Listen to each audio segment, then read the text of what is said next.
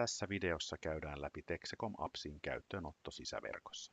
Oletuksena on, että Texecom-keskukseen on kytketty COM-wifi tai COM-IP-kortti.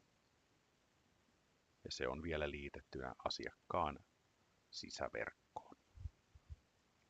Kytke tabletti tai älypuhelin asiakkaan verkkoon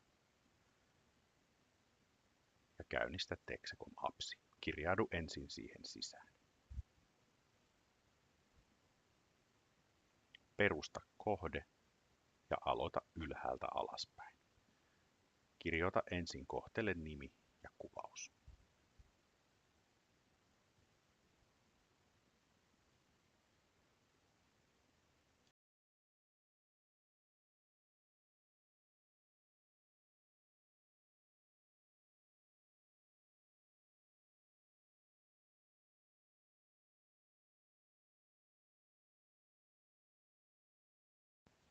Siirry sitten seuraavaan kohtaan IP-tiedot. Anna laitteelle IP-osoite, eli COM-wifi tai COM-IP-kortin IP-osoite, portti ja laita 2 täppää paikoillensa.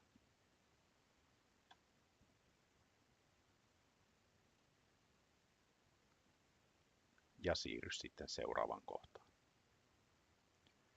Turvallisuuskohdassa anna laitteen UDL-salasana, joka on vakiona 1234. Jos muutat sitä, muista muuttaa se myös tänne. Seuraavaksi kohtaan alueet ja täällä valitaan käyttäjä, joka ohjaa itse keskuslaitetta. Tässä se on käyttäjä numero 1 eli master 5678 koodilla. Jätä ilmoitukset vielä tekemättä. Tämä tehdään, jos halutaan sähköpostihälytykset ja appsin käyttö ulkoverkosta. Tämän jälkeen testaa laite.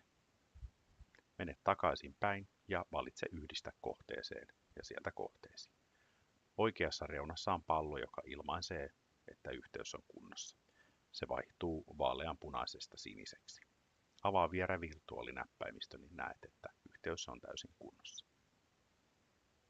Jos yhteys ei ole kunnossa, joku edellisistä kohdista on väärin. Joko se on eri tavalla ohjelmassa kuin keskuksessa.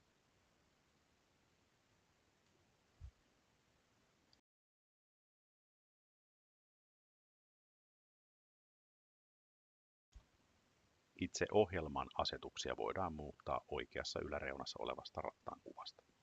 Siellä pystyy muuttamaan esimerkiksi kirjautumiset sekä myös saadaan aikaiseksi erinäköisiä värinöitä ja puhetta. Niitä voi täältä vapaasti testata.